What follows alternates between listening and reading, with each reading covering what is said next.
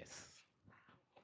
അപ്പൊ ഇത് ഞങ്ങളുടെ സ്വന്തം ലിസേച്ചിയാണ്. ലിസേച്ചിയുടെ 4.5 ഏക്കർ സ്ഥലത്തു നിന്നാണ് ആദ്യത്തെ 1.5 ഏക്കർ എടുത്ത് നമ്മൾ കൃഷി തുടങ്ങിയത്. എന്നിട്ട് ഏറ്റവും വലിയ പ്രത്യേകത, ലിസേച്ചിയുടെ കയ്യിൽ നിന്ന് ഞങ്ങൾ വാങ്ങിയത് 39,000 രൂപയ്ക്ക്. ലിസേച്ചിക്ക് ഞങ്ങൾ ഒരു സെന്റിന് കേട്ടോ, ഇത് ലിസേച്ചിക്ക് വിറ്റത് ഒരു സെന്റ് 1.25 ലക്ഷം രൂപ അല്ലെ, മൊത്തം 6 ലക്ഷം രൂപയ്ക്ക് കൊടുത്തേട്ടാ. അപ്പൊ 6 ലക്ഷം രൂപയ്ക്കാണ് തിരിച്ചു കൊടുക്കുന്നത്. എന്തുകൊണ്ടായിരിക്കും അങ്ങനെ? ഇവർക്ക് ഇനി 3 ഏക്കർ ബാക്കി എടുക്കുന്നുണ്ട്. ഇവർക്ക് ഇവരെ ഈ ബാക്കിലാണ് ചെയ്താൽ പോരാ. എന്തുകൊണ്ടായിരിക്കും? ലിസേച്ചി, എന്തുകൊണ്ടാണ് ലിസേച്ചി ഈ 3 ഏക്കർ ബാക്കി കിടന്നിട്ടും അതിൽ കൃഷി ചെയ്യാണ്ട് ഈ ഞങ്ങളുടെ കയ്യിൽ നിന്ന് ഇത് റേറ്റ് കൂട്ടി മേടിച്ചതിനാ? കൃഷി ചെയ്ത് വലിയ കടബാധ്യത വന്നിരിക്കുന്ന ആളാണ് ഞാൻ. കാരണം നമ്മൾ കിൻഡൽ കണക്കിന് മുളക് പറിച്ച തോട്ടമാണിത്. 35 കിൻഡലോളം മുളക് പറിച്ച തോട്ടമാണ്. പക്ഷെ നമ്മുടെ ഈ പ്രകൃതിയിലുണ്ടായിരുന്ന കാലാവസ്ഥയിലുണ്ടായ ചേഞ്ച് കൊണ്ട് കൃഷിനാശം വന്നു പോയതുകൊണ്ട് നമുക്കിപ്പം വീണ്ടും നമ്മൾ കൃഷി ചെയ്തിട്ട് അത് വിജയിക്കുന്നില്ല. കാരണം കാലാവസ്ഥ മഴ ഇഷ്ടേണ്ട സമയത്ത് കിട്ടത്തില്ല. ഇപ്പൊ ഈ വർഷം നല്ലോണം മുളക് തിരികെ അയച്ചു. പക്ഷെ കുറച്ചു കാലത്തേക്ക് നല്ല 2 ആഴ്ച മുഴുവൻ മഴ പെയ്തപ്പോഴത്തേനും അത് മൊത്തം പോയി. ഈ വർഷം മുളകില്ല,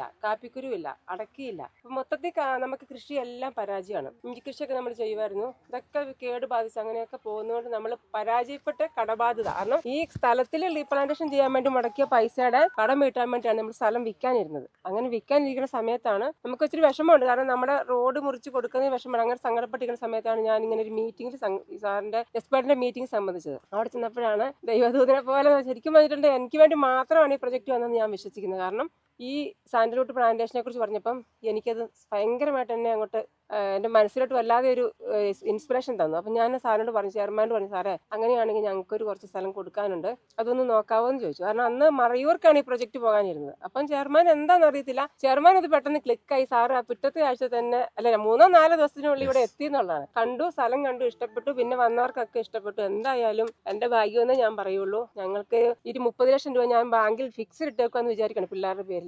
അതിൽ 15 വർഷം കൊണ്ട് ഞങ്ങളിനി എന്തെല്ലാം ചെയ്താലും ഈ 15 വർഷം കൊണ്ട് ഈ 30 ലക്ഷം രൂപേനെ കോടികളാക്കാൻ പറ്റത്തില്ല. ഇത് 25 കോടിക്ക് മേലെയായിട്ട് ഞങ്ങൾക്ക് തിരിച്ചു കിട്ടുന്നുള്ള യാതൊരു സംശയമില്ല.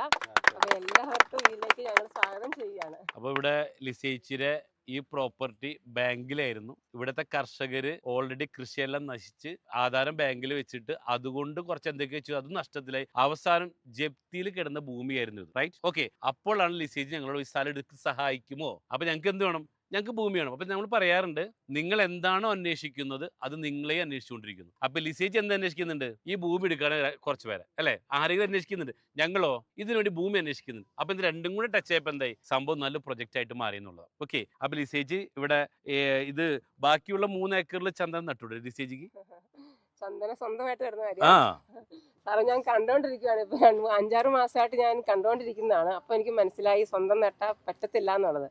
കാരണം ഇവിടെ കൊടുക്കുന്ന ചെടികൾക്ക് കൊടുക്കുന്ന കെയർ, ഇതിന് കൊടുക്കുന്ന വളങ്ങൾ, അതുപോലെ തന്നെ ഇതിന് ഫംഗസ് ബാധയൊന്നും ഉണ്ടാകാതിരിക്കുന്ന മരുന്നുകൾ, ഇതൊക്കെ കണ്ടപ്പോൾ എനിക്ക് മനസ്സിലായി സ്വന്തം നടാന്നുള്ളൊരു ഓർമ്മയുണ്ടായിരുന്നു. കാരണം ഇങ്ങനെയൊക്കെ ചെന്ന് കണ്ടുപഠിച്ചിട്ട് കുറച്ച് സ്വന്തം നട്ടാലോ എന്ന് ചിന്തിച്ചായിരുന്നു. പക്ഷെ നടക്കില്ല എന്ന് മനസ്സിലായി. പിന്നെ ഇതിന്റെ സെക്യൂരിറ്റി, ഇതെല്ലാം നമുക്കറിയാം. വയനാട്ടിൽ ഇഷ്ടംപോലെ ചന്ദനങ്ങൾ ഉണ്ടായിരുന്നു പല സ്ഥലങ്ങളിലായിട്ട്. പക്ഷെ ഇതൊന്നും നമുക്ക് കിട്ടത്തില്ല. അത് കള്ളം കൊണ്ടുപോകും, അല്ലെങ്കിൽ ചെറിയ പൈസയ്ക്ക് അവർ വാങ്ങിക്കൊണ്ട് പോകും. അപ്പോൾ അതുകൊണ്ട് തന്നെ ഇത് സക്സസ് ആവത്തില്ല. ഇതൊരു ഗ്രൂപ്പായിട്ട് ചെയ്യുന്നത് കൊണ്ട് തന്നെ, ഇത്രമാത്രം സെക്യൂരിറ്റി കിട്ടുന്നതുകൊണ്ട് തന്നെ ഇത് ഇതിൽ വന്നവരെല്ലാവരും ഒരു കോടീശ്വരനാകുന്നുള്ള യാതൊരു സംശയമില്ല.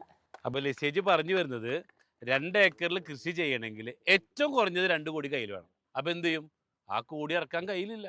അപ്പോൾ ഇവിടെ ഈ ഒരു ചന്ദന കൃഷിയായിട്ട് ചെയ്താൽ സക്സസ് ആവില്ല. ഇതിനെന്ത് ചെയ്യണം? ഒരു ബിസിനസ് ആയിട്ട് ചെയ്യണം. അപ്പൊ ഞങ്ങൾ എന്ത് ചെയ്തു?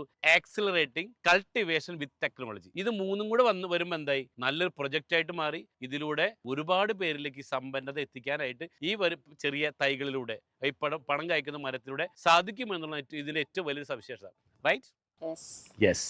മറ്റൊരു സന്തോഷം കൂടി സാറ്, ഗ്രൂപ്പ് ഫാമിംഗ് വെൽഫെയർ അസോസിയേഷന്റെ പ്രസിഡന്റ്, സെക്രട്ടറി, ട്രഷറർ. ശരിക്കും ഞങ്ങൾ ഇങ്ങനെ എല്ലാവരും ഒരുമിച്ച് ചേരാറില്ല കേട്ടോ. അപ്പൊ കഴിഞ്ഞ ഓഗസ്റ്റ് 15 എല്ലാവരും ഒരുമിച്ച് ചേർന്നത്.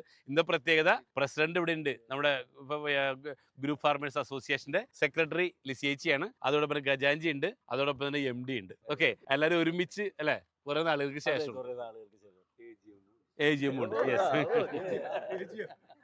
കമ്പനിക്ക് ആകെ ഒരു AGM ഉള്ളൂ, അത് റാഫി മതിൽ കാണണ്ട.